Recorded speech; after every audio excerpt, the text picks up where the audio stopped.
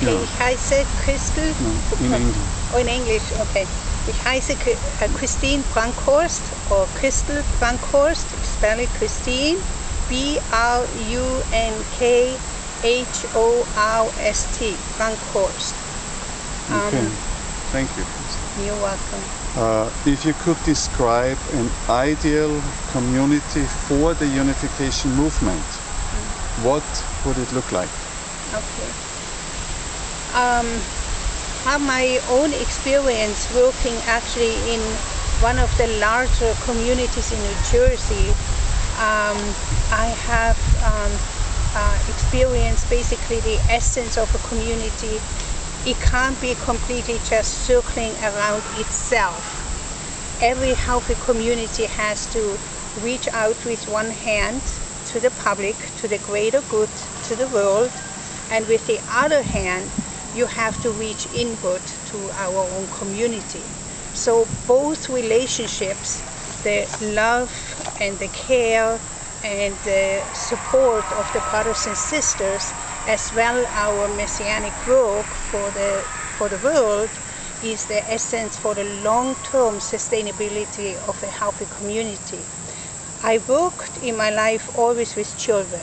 I have been an educator, and I presently run a preschool daycare program for about 90 children every day for 25 years.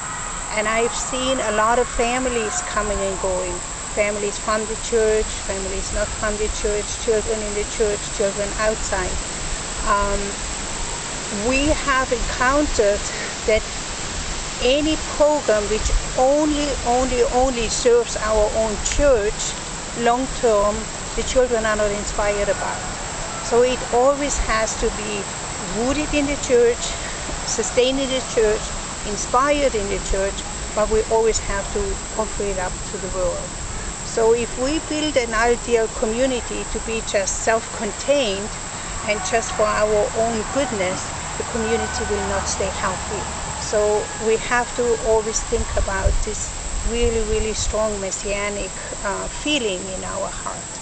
So that's really the first point. One hand inside and one hand outside, and work with both relationships almost equally.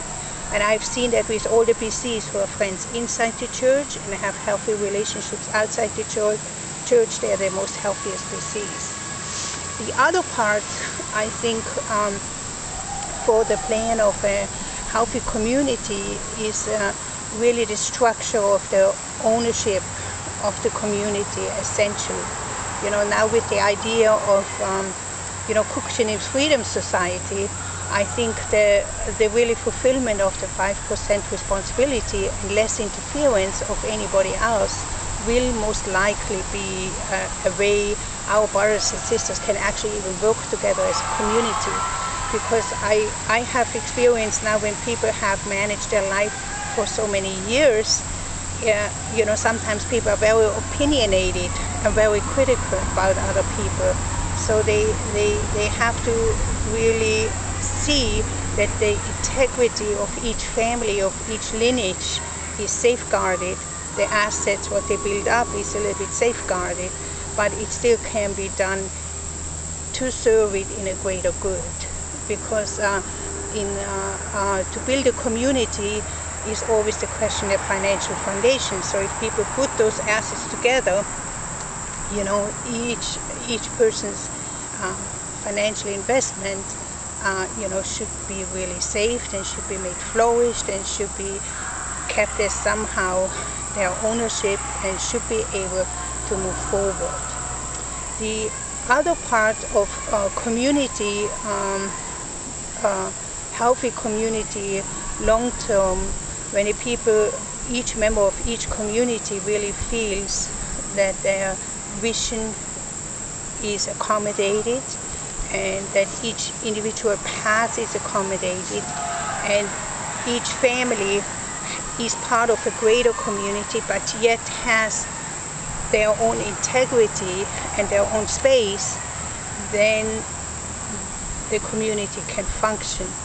Because particularly when you're talking about a community of families, the relationship of the parent and the child has to still be the utmost deepest and most essential relationship. If that gets mixed up with about 5 other parents and continuously interfered with, then the relationship to the parent cannot be as solid as it can be. So an uncle or an aunt paradigm is okay, but when you have a young family joining this community to give them such a space that they can really build their own tradition and they really feel like they are not continuously interfered. So that is very important for any community of blessed children coming together. The other part also, in my experience, we had a very loose community to the people where we live. It's a Hundok group or a small group, and for over 20 years we met once or twice a month.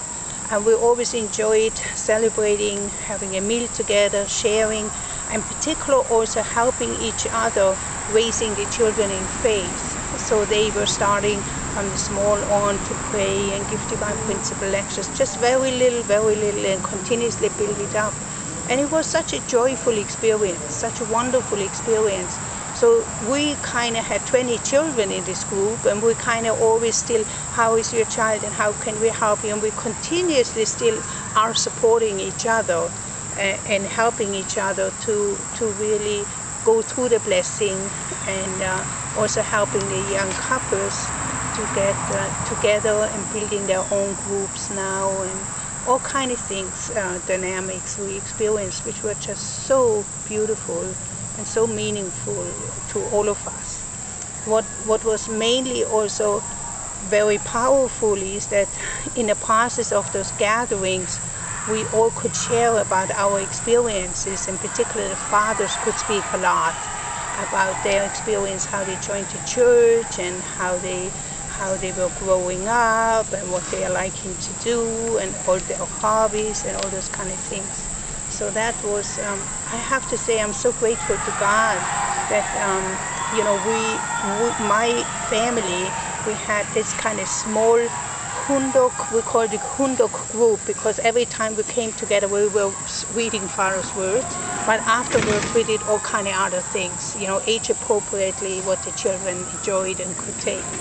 And then our main tradition is that every Easter Sunday morning we take all the children to see the sunrise and think about Father's vision as a 16-year-old man when he experienced God. So my husband takes them to the mountains, and we always have a very solemn prayer, and we invite each other and get together.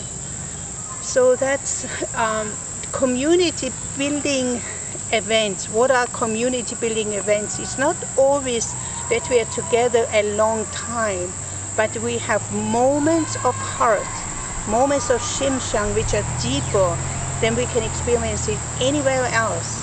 And from those moments we can then go out and serve the world again. So what I have seen sometimes when 2 or 3 families live together with children, sometimes there was a lot of struggle